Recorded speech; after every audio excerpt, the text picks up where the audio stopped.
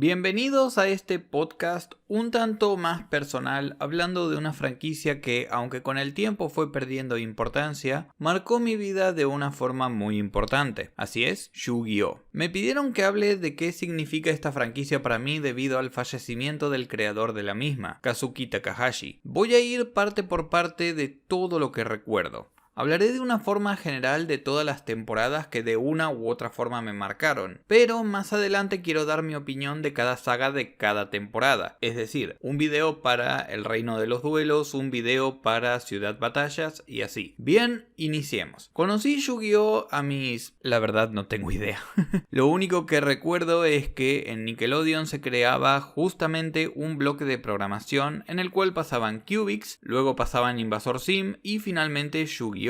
Los fines de semana. Ahí era cuando más o menos iban a estrenar la serie. Recuerdo que justo tenía conflicto con Yugi porque justo lo daban a las 12:30 am. Y los domingos con mi familia salíamos a almorzar con la familia de un amigo, haciendo que únicamente pudiera verlo los sábados. Y me encantó desde el principio. A tal punto que recuerdo que escribí con lapicera sobre mis cartas de Pokémon para como que intentar jugar a Yugi. Sí, con las reglas del anime incluido.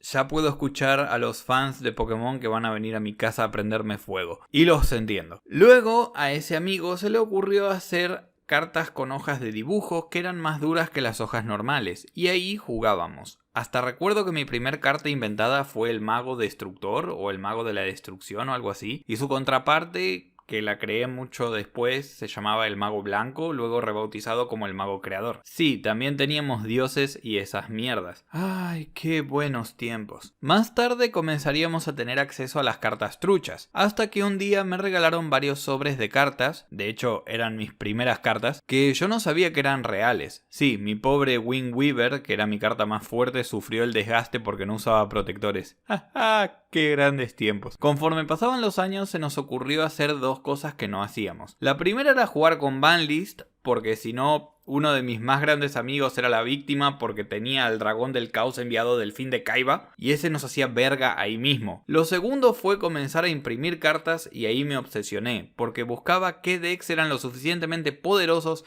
y bugueados para intentar destrozar a los Elemental Heroes que usaba este amigo del cual les estoy hablando que tenía al dragón. Gastaba tantos cartuchos de tinta que ya era obsesión. No, y en un momento dije, bueno, ya está. No sé si es que yo lo dije o me dijeron, pero la verdad fue, wow, estaba demasiado obsesionado. Y ahí fue que otro buen amigo me había comentado de unas cartas de color blanco, por lo que quise investigar y comencé a centrar mi juego en los sincros, aunque era un estilo muy nuevo, y si no usaba las bestias de cristal, y después preguntan por qué me iba tan mal, ¿no? Sí, para nada era competitivo, pero me divertía, hasta que cada uno se fue por su lado. Ahí comencé a jugar en un sitio llamado Cambiacartas, que era como un Yu-Gi-Oh! Pro, Dev Pro o Edo Pro, como le quieran decir, de varios juegos de cartas. Es decir, era un simulador virtual, pero el problema era que era todo manual. O sea, teníamos el campo, pero tenías que las cartas hacer un clic derecho y poner barajar, traer las cartas hacia vos, darles doble clic para que se te dieran vuelta en la mano y ver qué era lo que te había tocado, arrastrarlo hasta el campo. Lo mismo para las cartas mágicas y de trampa, con las fusiones, etc. Bueno, en ese tiempo eran fusiones y sincros y creo que llegué a jugar la parte también de los Exceed.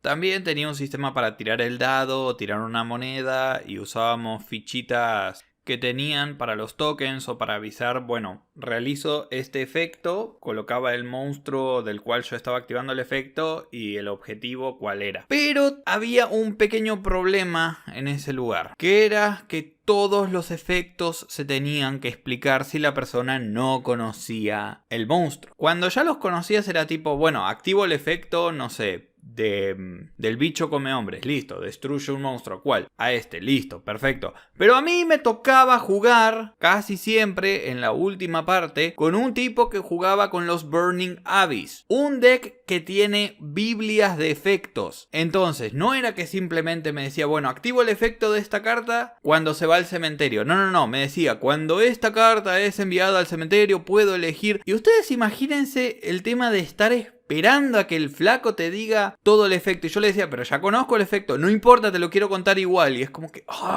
¿por qué decís efecto? Señalá, bueno, ¿qué es lo que tengo que hacer? Desterrarlo, perfecto, lo destierro. Pero no, eran horas y horas y horas para jugar un duelo, o dos a lo sumo. Es decir, ya para el cuarto duelo, en lugar de decirme, ahora que esta carta se fue al cementerio, remové tu carta de monstruo, yo hubiera sido feliz. En lugar me seguía diciendo como si fuera la primera vez que jugaba contra los Burning Abyss. ¿Qué es esto? ¿Yu-Gi-Oh? No, en serio, en el anime de Yu-Gi-Oh hacen eso.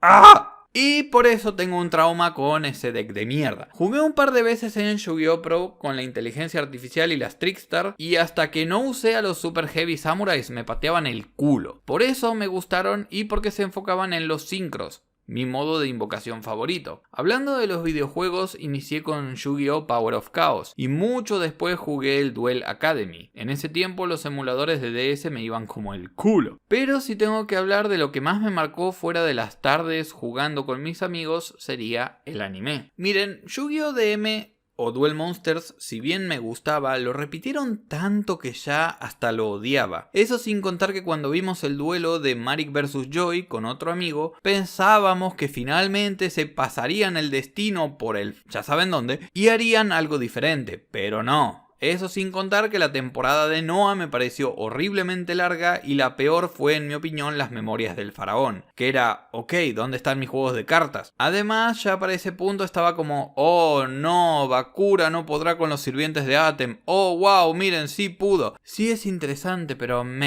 denme mis juegos de cartas, por favor. Me sorprendió que el faraón realmente se separara de sus amigos, dando fin a la etapa Duel Monsters. Pero no lo sufrí tanto porque Duel Monsters se transmitía en ese momento junto con GX. Y este me gustaba más porque era algo nuevo y se veía el juego más pulido. Aunque me parecía raro que le cambiaran la voz a Jaden o Judai. Sin embargo, todo cambió cuando inicié 5DS. Como les mencioné, empecé a ver la serie porque me contaron del nuevo tipo de carta queriendo conocerlo más. Encontrándome con una serie que me marcó para bien, porque 5DS fue épica y lo más importante para mí fue la primera serie de Yu-Gi-Oh! Que veía en su idioma original. Si solo conocen las versiones dobladas, háganse un favor y véanse Yu-Gi-Oh! En su idioma original, cambia demasiado. 4Kids hizo pedazos lo que fue Yu-Gi-Oh! Duel Monsters y Yu-Gi-Oh! GX. Toda esta serie me pareció perfecta, hasta el punto que me veía los capítulos 3 veces. Primero los miércoles en YouTube sin subtítulos, entendiendo absolutamente nada, porque yo no hablo japonés. Luego los sábados con subtítulos en inglés, entendiendo algo más, que si bien entendía algo de inglés, y bueno, los efectos de las cartas ya estaba acostumbrado a leerlos en inglés y a más o menos entenderlo, pero no lo comprendía del todo. Y finalmente los domingos viendo el subespañol o a lo sumo el lunes. Luego de ver ese final donde me muestran a los protagonistas en el futuro, intenté ver Yu-Gi-Oh! Sexal, pero era tan diferente y chocante a lo que había visto que no pude seguirlo en ese momento. Además, 5DS terminó como que en mi último año de secundaria, por lo que me pareció correcto terminar de consumir la serie para seguir mi futuro. Sí, algo bastante cursi, pero la verdad lo veía bastante bien. No fue hasta que salió el segundo opening de Arc 5 que quise volver a intentarlo. Bueno, en sí lo intenté cuando apareció el primer opening de Sexal parte 2, que vendría siendo el opening 4 de Yu-Gi-Oh! Sexal, que la verdad me encantó, pero no me llegué a enganchar con Yu-Gi-Oh! Sexal. Pero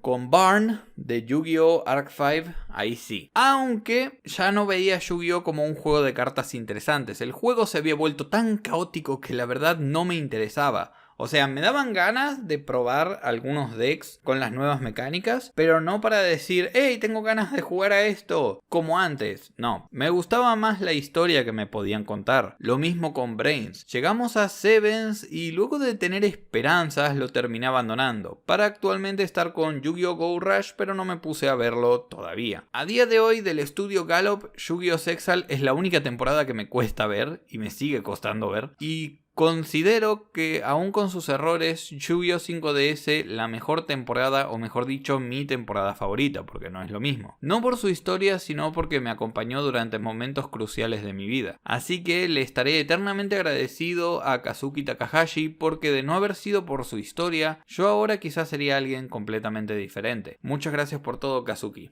Descansa en paz.